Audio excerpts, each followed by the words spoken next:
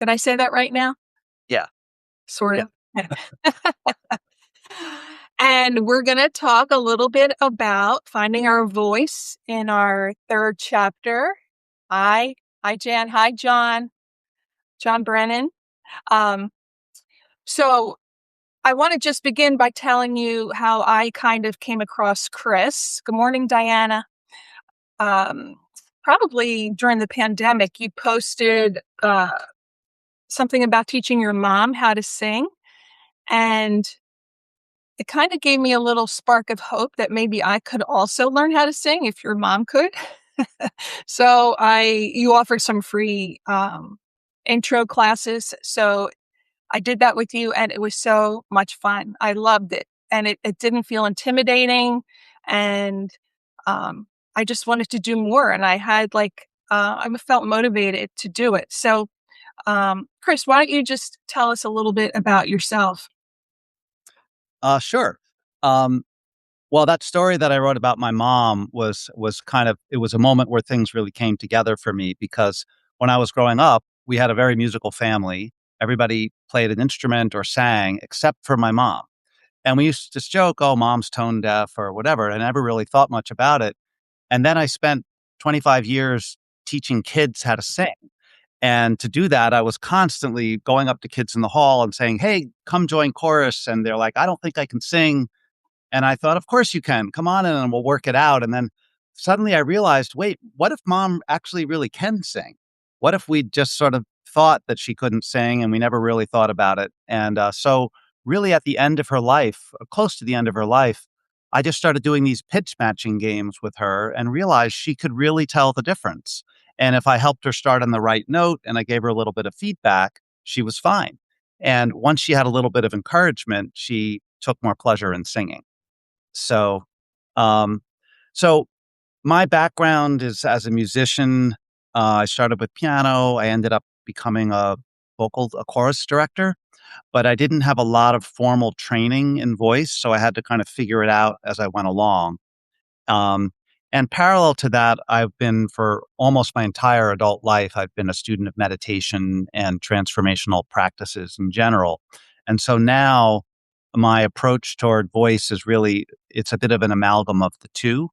Um, Musicianship doesn't necessarily have to be a transformational practice, but it certainly can be. And the same with voice. And that's the way I like to approach it and to help others explore voice from that perspective.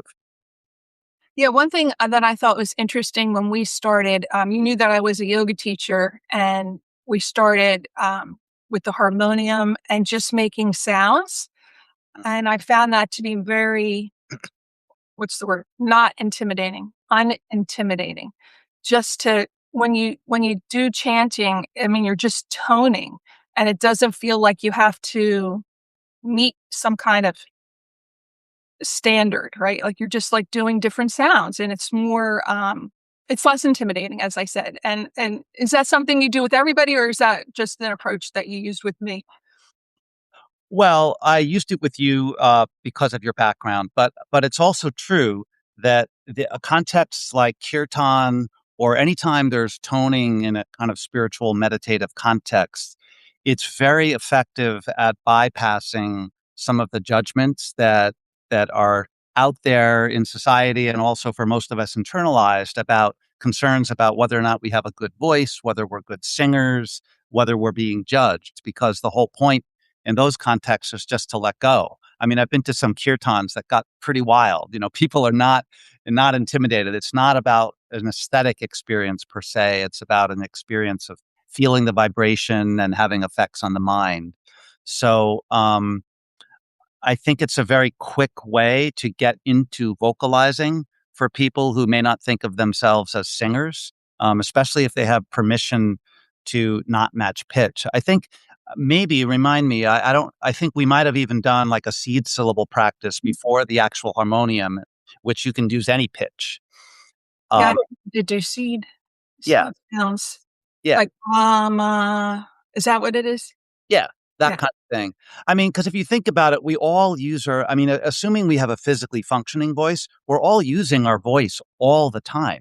So we actually have a lot of vocal skills, but once the word singing comes in, like then it adds a kind of layer of concern, of aesthetics, of judgment, of self-consciousness. So chanting bypasses that. Yeah. Tell us the story about how you got kids to transfer some of the um, joyfulness of their voice into your chorus, because you heard them outside, you said, and they were Yeah. screaming and carrying on, and then they come to singing and they were meek. Like what did you do to help those students? Yeah. So when I started out, I was teaching first through fifth grade, and I realized I really liked choruses and wanted to teach chorus. So I took some summer courses in children's voice, and I learned some things about technique that hadn't really known pedagogically. And I went in all excited to teach them, and I noticed, I was doing all the right things, and they were kind of sitting there in their chairs and following my instructions, but not making much sound. And I just thought, well, what's wrong? I'm doing all the technical things I know how to do. And then I watched them in the gym one day and I noticed they were just like, over here. They were using their voice really strongly. And I could hear the quality of these voices, these young voices just ringing out like bells. And I thought, wow, if we just had that sound in the chorus. So the next chorus class, I just asked them, I said, stand up on the chairs. They all got up there and they were superhero characters and whatever. And we just started using the voice in creative ways. And kids are capable of a lot of volume, as anyone who's worked with kids knows. So it was about first just unleashing that volume in the chorus room without saying that word singing, and then having them sustain the tone and then having them match a pitch and then working with it a little bit. And so it was possible to kind of take that energy and use that as a reference experience and then work it into the chorus experience. So it's really, in this case, it was about the limits of technical instruction, that a lot of singing is about the mindset. What do we think singing is? And then we have this conception and then the body follows. Um, and so it's, if we change the conception, then we have other bodily resources available to us. Uh, That's well, yeah. I just remember you doing that with me, and I was astounded what I could sound like if I became, whatever you told me to be in that moment. So, why do you think people are afraid, especially people our age, since we're the same age, Chris? Why are people afraid to use their voice in singing, or just like maybe in a higher level? uh, yeah, well, I mean, I think it's different for different people, but I've met a lot of people who have had early experiences that they experienced as definitive. I was working with somebody about a week ago, and he said that, like, in first grade, he was taken downstairs to the basement where he had this chorus teacher who he described as, mean. And she did some things on the piano and asked him to uh, sing some tones. And she said, "Oh, you're a monotone." And she sent him upstairs. And then he went home and he was like, "Mommy, what's a monotone?" And that was it.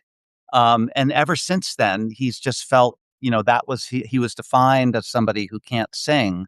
He actually has a very musical voice. He's a poet who does these beautiful readings. And I just asked him to match my pitch, which he did immediately. And he was like, wow, that was amazing. Just such a simple thing as matching the vibration and the pleasure of that. And it was completely available to him, but it wasn't something he had explored. So I think those early experiences are one thing. And then another thing is that singing is, you could think of it like walking, in the sense that it's a very complex behavior that involves a lot of coordination. And when we learned to walk, we did a lot of trial and error. So when we were young, depending on how singing was modeled for us, we may or may not have gained a kind of flexibility to make different pitches, and to match pitch. If the singing was modeled too low for us and we couldn't even match the pitch as a child, then we just kind of learned to sing without really matching pitch. It's very important for kids what the pitch is of the songs that they hear, because if they actually can't physically match pitch, then they learn to just sing without matching pitch. So part of it is just conditioning and patterning, depending on what our early experiences were. I mean, those are some of the reasons. Not to mention that there's a widespread belief that singing is an attribute. It's like it's Right. something voice is an attribute and singing is a talent. It's something you either and it's black and white. You can do it or you can't do it. Um, and I think for a lot of people, it's easier to say, I can't sing rather than expose themselves to the vulnerability of maybe making mistakes. And it's understandable. I mean, the voice is very revealing of emotion. We can often tell if somebody's upset or if they're happy or if their words are incongruent with what their voice is communicating about their emotion. Maybe they're withholding anger. I mean, we intuitively know these things because voice tends to be revealing. So I think that's part of why people feel vulnerable as well. Mhm. Well, I mean, I definitely had the belief system that I couldn't sing, and but, I think it just occurred to me in the last few years, that I could learn skills. Like, for example, I learned yoga, I became a teacher, but I thought, "Oh, I could never do a headstand, I can never do that." But if you're taught, like, the building blocks, to me, I feel like if there's a process and we follow it, you will progress. Maybe I don't know if how far I could progress, but I think that there's something to just the structure of learning. And I think that applies to singing for sure. I mean, like, definitely, as you know, Chris, I can sing Twinkle, Twinkle, Little Star in three different keys. Yeah. I was yes, I'm very proud of that. On my graduation day. No. So anyway, um, so there are things to be learned in singing, and what do you think is, like, something for people to, um, initiate singing? Like, what could be like? Because when I write about it and I'll get in the comments, "Oh, that's so nice for you. I'm a terrible singer." Like, you totally just missed the point of what I just Yeah. Hey, this is a skill. It's a skill like any skill. But, Yeah. like, how much of it is skill? How much of it is, talent? How much of it is desire? Like, is there a mix? Yeah, well, I think desire is definitely important. Yeah. Uh, I mean, talent, I wouldn't say that talent doesn't exist. I think but what is it exactly? I mean, is it God-given? Is it genetic given? I mean, there's a strong argument that what we call talent is really just the compounding effects of repetition. Mhm. Um, but yes, singing is definitely a skill. It's got a whole element of athleticism to it. And I think, the people who feel comfortable singing naturally are not, um, they're they're chunking what they're doing in the same way that, like, we read words, when we read a word, we're not thinking of a shape and a letter, we're just looking at the word. And that's what singers are doing when they're singing a melody. They're not thinking about necessarily, um, how I'm shaping my mouth, what I'm doing with my vocal folds, or how I'm breathing, or anything like that. But all of these things are elements that can be addressed and learned separately. If we don't know how to read, it helps to start with letters. Mhm. So, but but the paradox, as I referred to earlier, is that skills, neither skills nor mindset are in themselves sufficient for learning singing. So if you like, as with my chorus students, it wasn't enough to give them the technical information of what to do. It was they needed a mindset that was kind of freeing, where they could just play with their voices and make sound, and then we could work with the technical things. But I've also discovered that if in like a yoga context or kirtan, people might feel a freedom to make sound, but that's not necessarily going to help them loosen their jaw or get tongue flexibility. And so in those kinds of settings, I've experienced a kind of limit in what happens. There's the freedom only goes so far unless you also kind of work with with the physical attributes. So there are things that you can do. I mean, we could, should we, I mean, we could maybe, if people want, we could play with them now. And here's how I would propose we do it is just people keep their microphones off and I will just, they can suggest that they try a few things. And, I mean, that's one possibility. But to illustrate, it's more fun to maybe, or maybe more meaningful to actually experience it rather than just hear me talk about the concept. Is this where you start acting weird? Yes, I'm grateful. I want everyone to see this. So I felt so alone. I'm like, this is so crazy what he's doing right now. And I don't have anyone else to say, yeah, look at Chris. Okay, Well, Chris. we'll keep this like, safe for work and everything. And I know some people are at the office. So, uh, yeah. Um, Yeah, so let's see. I mean, I think one of the things that, so we could just start with high and low. Um, so, so take a sound and we'll play with some voices like, "Hey, how are you?" And if you're at home, you can just try that, turn your microphone off, but just experiment and put a gesture with it. It's like you're on the streets of New York. "Hey, what's going on?" And just, try that. And then we'll take a different character. Yes. And even for fun, you can do a silent film version of it. That's Do that first. Sometimes that's more freeing. And then, "Hey." I So don't want to do it, Chris, yeah, because you don't have to be. thank you. And then you could take another voice, like talk up high, like, "Hi, how are you today? Oh, That's the voice, the Mr. Bill voice. I could never I would laugh. I would just yeah, let you did that. Yes. it's so fun and it feels different." Fun. It's totally fun. I love it when you do that, Chris. Oh, no, thank you so much. Thank you. Yeah. And then we'll do one more, which is like, I like this because I'm a younger brother. So I had older siblings. So I like to just go like, "No," like just kind of a bratty sound, like, "No, I don't want to. I'm not doing it." Just, a child. So, so now what are we really doing there when we make all these different sounds? Um, we're playing with many different aspects of vocal production. So there's pitch, there's low and high.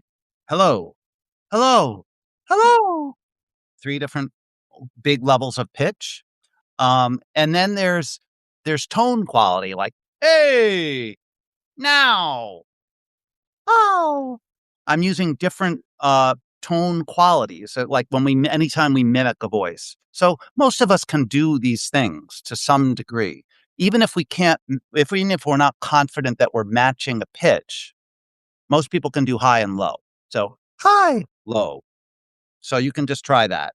Um, and I think this is really kind of extraordinary because they're actually extremely complex skills. So, to, um and there are two things that are going on. There's things that are happening at the vocal cords, and then there's which is what creates the sound or where the sound vibrates, and that's in the larynx.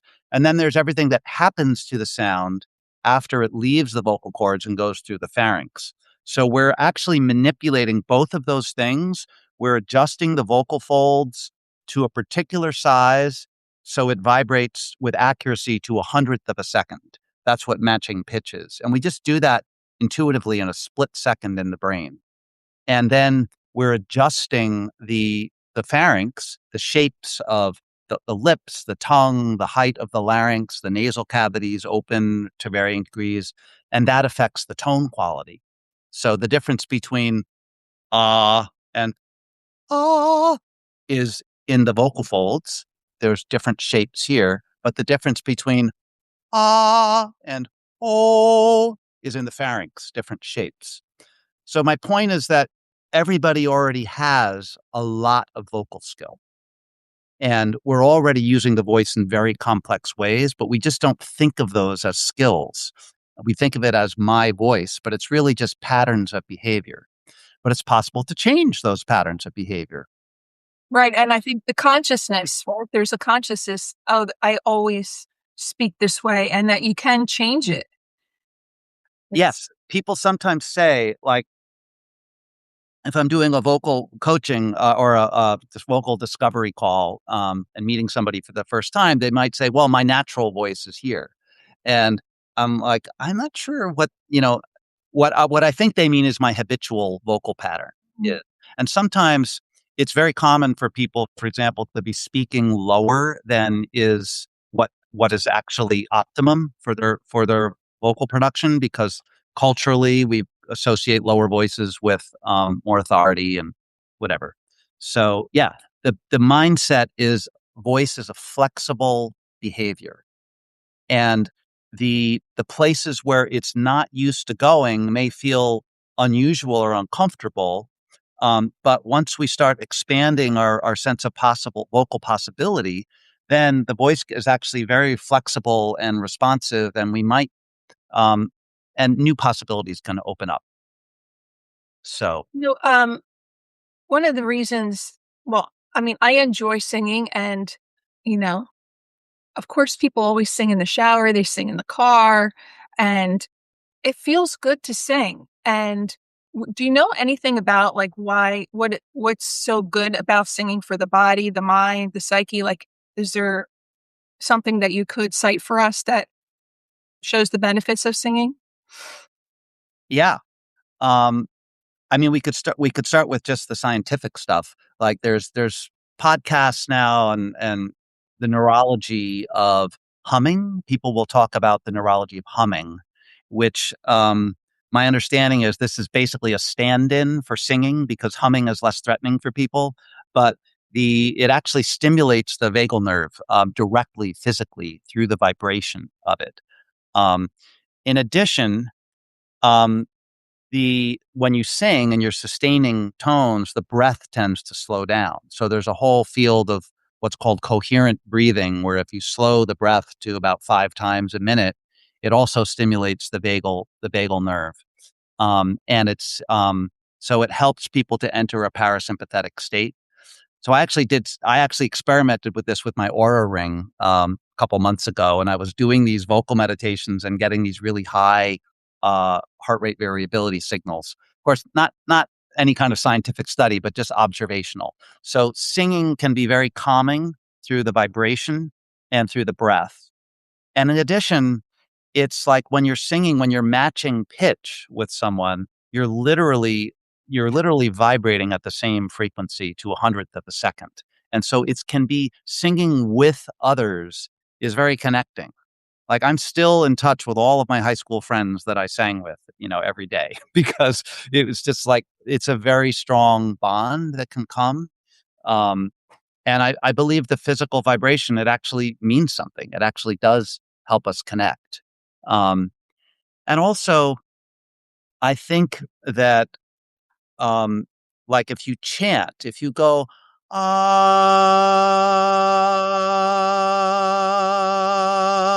on one pitch for 15 minutes, it, it tends to change the mind. I mean, and then you stop, the whole quality of silence is different. The mind has slowed down. It's, um, it's meditative in the sense like when you're doing a silent meditation, perhaps you're focusing on the breath, and it's pretty easy to get distracted. I found that for most people, that focusing on a tone is a very quick way to kind of enter a meditative state. So one of the things, like I have one group of men that's like a vocal meditation group, and we do a little bit of vocal technical work, and then we do like a 20-minute meditation of just mostly chanting one tone, and it's pretty powerful. Does anyone have any questions for Chris? We're coming towards the end, and I just want to make sure if you have questions, you can type it in the chat.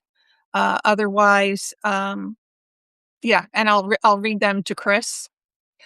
So Chris, so tell us about like, say someone wants to explore the possibility of singing. What is the process in maybe learning with you?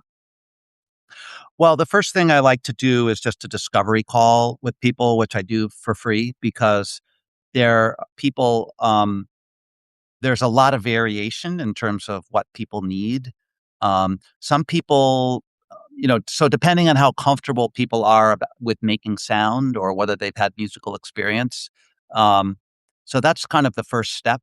Um, and then, um, and then, like as we discussed, like gaining a sense of flexibility of voice, speaking at different levels, um, and matching pitch, learning to distinguish between the registers. So we all have like basically two gears, roughly speaking, of vocal production, which are called chest voice and head voice. And it's not just about high and low, but they're actually different gears. And most people who haven't had singing experience are unsure of that. And that impacts their ability to match pitch. So I like to help people discover their registers and just play with them and then exercise with them a little bit. So, and that, for you, that was part of what enabled you to sing "Twinkle Twinkle" in three different keys, is that we had explored all these different registers. So that's fundamental to singing, and that's a skill that either needs to be trained or needs to become a conscious and intentional for people who some people have had singing experience, but they may not be conscious and intentional about what they're doing. Mhm.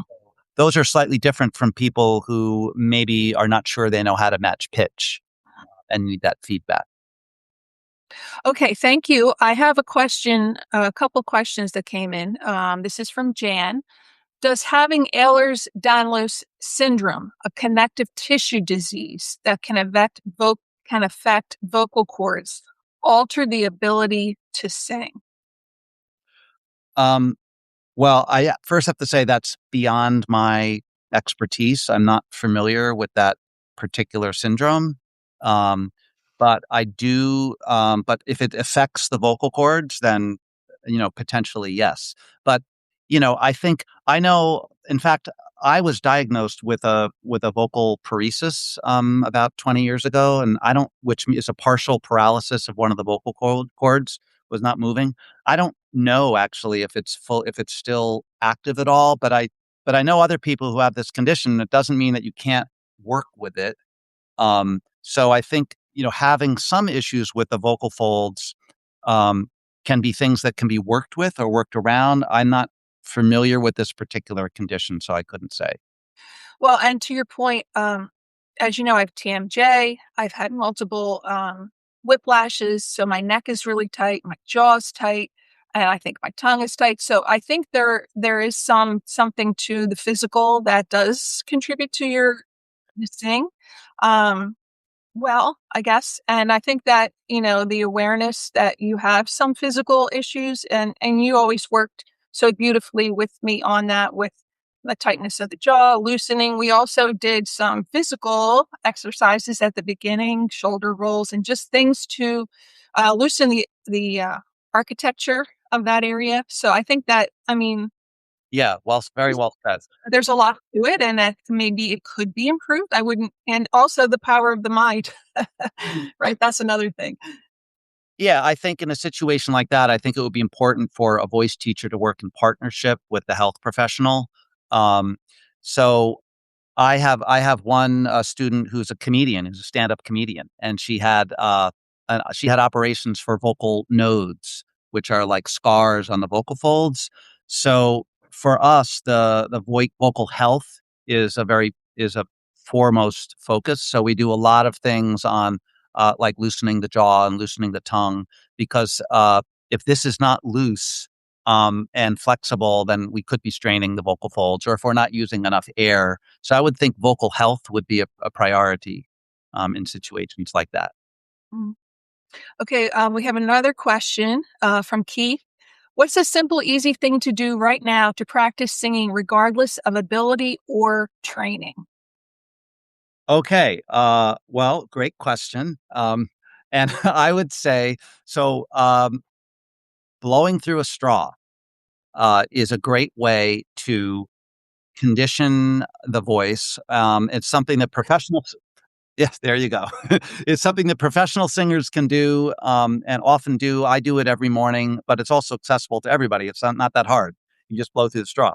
But Actually, it is a little bit harder than that because what you want to do is you want to hum while you're blowing through the straw, but you want air to be coming out of the straw. So I could hum. Mm, right now, the air is coming out of my nose. So if I go, if I close my nose, the hum's going to stop. But if I go, mm, mm, if I hum with the air coming out of the straw, then um, it's not coming out of the nose and it doesn't stop if I go like this. Mm. So that is the exercise. It's humming, it's blowing through the straw with air coming out. You can also check it this way. Mm. If you feel air coming out and you plug it, um, then you're doing it correctly. And the reason this works is that it when you blow in this way with air coming out is it creates some backward pressure on the air pressure on the vocal folds, which tends to loosen things up here, and it also makes the vocal folds um, close symmetrically and more efficiently. So it's very, and then when you stop blowing through the straw, the voice remembers this. So if anyone's feeling vocal fatigue, either with singing or speaking, and you just go,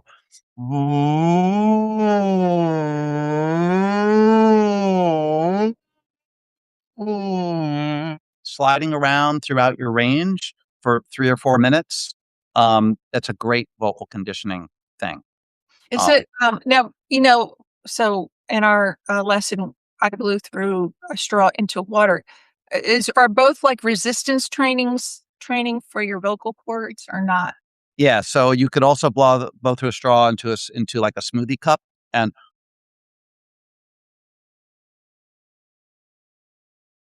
this is more conditioning and strengthening um, of the vocal folds, and it creates more of a massage effect. Um, and this is more for emphasizes the closure and symmetry of the vocal fold closure. And by the way, these are actually there's a lot of research backing this. There's one guy who did a lot of research on these particular exercises. They're called semi-occluded vocal tract exercises, and they're very common and known to be quite effective. Yeah. I wanted to bring up too about um, when I was seeing my chiropractor for my neck and my upper back. One of the practices she said that I should do is to create a list of songs that, energize me, that make me feel good about myself, and to sing along to the songs in my car or wherever, because it would help with my physical issues. So I think there is a lot to be said about the connectivity between, the using your voice and feeling better about yourself. How do you think that the skill of singing or singing in general translates to the outside world and using your voice, and to be really like be in your power and strong? Well, yeah. Well, I mean, the first thing you said, I mean, just singing can really connect us with joy. Singing music makes a lot of us happy, and to participate in that can really make us happy. And was something I noticed a lot with my choruses, like, are they connecting emotionally to the song, like, immediately, or could they? Like, is a really important element because it relates to motivation and it impacts the voice. It's like, we can tell if a voice is morose and kind of heavy and down or if it's light and ebullient, like, it's reflected in the voice. So, actually, there's a deeper point here, that we talked earlier about how the voice reflects emotions, but the voice can also transform emotions. So if we sing a song that carries a kind of joyful energy for us, we then we become what the voice is. So if we the yeah, well, it's as simple as that. So Well, and if you're happy, like people start singing when they're happy, it's just like almost like a and consequence of an and and people become happy when they sing. and vice versa. Yeah. So it's that two-way thing, and I think so even if we're not feeling like it, if we sing, it can actually transform the mood. Mhm. And what was the other question you asked? Uh, How does this transfer out to our lives? oh, well, I guess I would think of it this way, like the voice is a lot of how we show up in the world. Um, and for most people, I would venture to say it's not an area of intentional development. Um, so, you know, we don't often think about how we present our voice. We don't cultivate our voice in the way that we say take care of other parts of our body. We might stretch or we might do yoga or learn how to align ourselves so we walk comfortably, um, and we're not creating undue stress. And the voice is also muscular and it's a complex system and it really responds to intentional practice. And it impacts how we show up. I mean, um, we can actually embody confidence with our voice. And then people will, just like with our body, like I think it was Amy Cuddy who did all this Yeah. research about, if you hold yourself in a position of authority, you tend to show up that way. And the same is true with the voice. If we're timid or insecure about our voice, or we're afraid to kind of explore what it could do, and we're kind of locked into one pattern way of being, that's a limit. And so because that's so true for so many people, it's actually a huge opportunity because it's not that hard to work with the voice and to discover other vocal possibilities. I mean, for most people, that can happen in 15 minutes. Um, and so it means that the self is actually more resilient and flexible as well. So, I have another question for you, Chris, from Carol. Do you offer group workshops, and what is the different experience of learning to sing in groups? hmm. Well, voice is multidimensional. So, and part of it, as we've been kind of referring to some extent, is social. I mean, we show up in a context when we're singing in the shower, it's different than if we're singing in a group of people. So when you're in a group of people that are all kind of sharing their vulnerability and their interest in exploring the voice, that can have a very powerful impact. It's like, oh, I'm not doing this alone, and I'm actually able to use my voice in a context where people are supportive of each other. So I think there is a kind of magic that can happen to working with voice in a group. Um, and so, yes, I do work with some groups, and there are two different levels right now. One is I have a men's vocal meditation group, and I'm actually starting a women's group soon because it's nice sometimes to have common voices together. Um, Is it online, or are you doing Gonna be it? online. Yeah, it's gonna be they're online, which is interesting to be all chanting together. But that assumes a certain degree of comfort with making sound because we're doing a combination of some technical things to open up the voice, and then we're just doing the vocal meditation. Um, but the people who are in that group have some comfort making sound and or maybe some singing experience. But then I have another course that I'm working on now, that is for people who really are not sure. They want to find their way into a vocal practice, but they're not sure where to begin. They're not sure if they can match pitch or they're self-conscious singing, and they may not have a working knowledge of the different elements of voice. So I'm calling that threshold voice, and it's about really coming to the threshold of diving into vocal practice as a transformational practice, either for singing or meditation. But it's like preliminaries for people who kind of want to learn how the voice works, what their relationship to the voice is, what their challenges might be, and what their strengths might be. Um, and that's a 4-week course. That's like small groups of maybe 5 or 6. Right, and I did share your, website with people, but could you just tell us again? So this is where all this information lives if people wanna. Yeah, I mean, actually, for anybody on the call that's interested in either of these course possibilities, the best thing to do is email me or to sign up for a voice consult, because a free voice consult, because that's the place to start. And I actually do have a link for this. Should I put that in the chat? Sure. The thing. So, um, Yeah, you go ahead and type that, and I just wanna attest to how much fun the discovery call was, and I was nervous. I was like, "Oh my god, what did I sign up for?" And how Chris totally makes you feel at ease. Everything is so accessible, And no matter how you sound, he doesn't make faces or anything. Well, I do make faces, but not in reaction to people singing.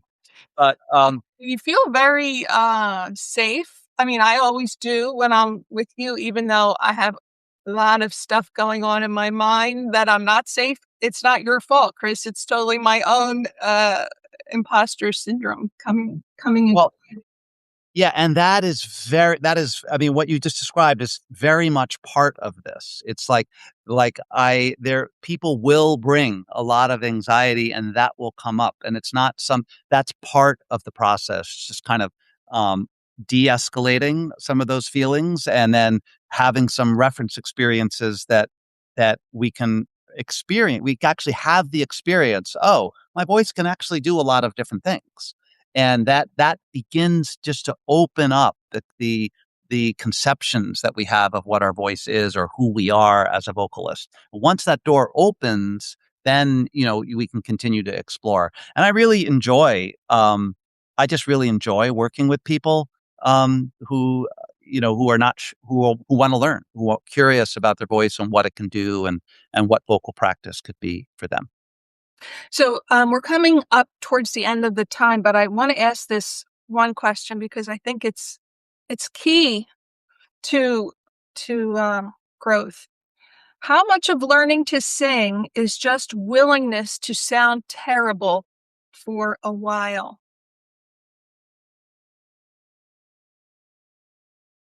Um, The beginner to be a beginner again, like to be brave enough to begin and to think, I'm going to really stink at this. I can't sing, but I'm going to try it. yeah. Um, It's hard to answer that exactly because, I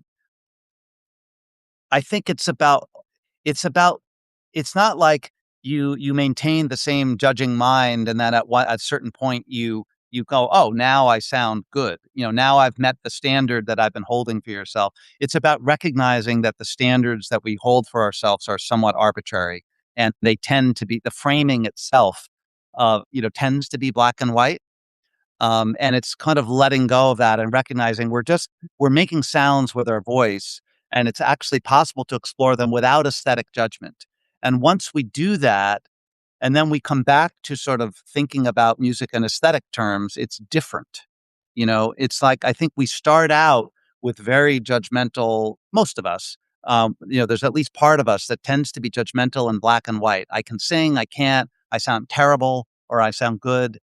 And then once we have these different experiences of making all kinds of different sounds, and we start to understand instead of good or bad, it's like, oh, how am I resonating that? Is that chest voice or head voice? Is there tension in my tongue? What does it sound like if I change it? It becomes like the problem that we're trying to solve becomes different. It becomes more of a creative exploration about what is voice and what can I do to impact the sound of my voice and how does the sound of my voice impact me? So it's the mindset that assesses the vocal production actually changes through the experience of vocal practice. Does that make sense? It does to me, yeah. Okay.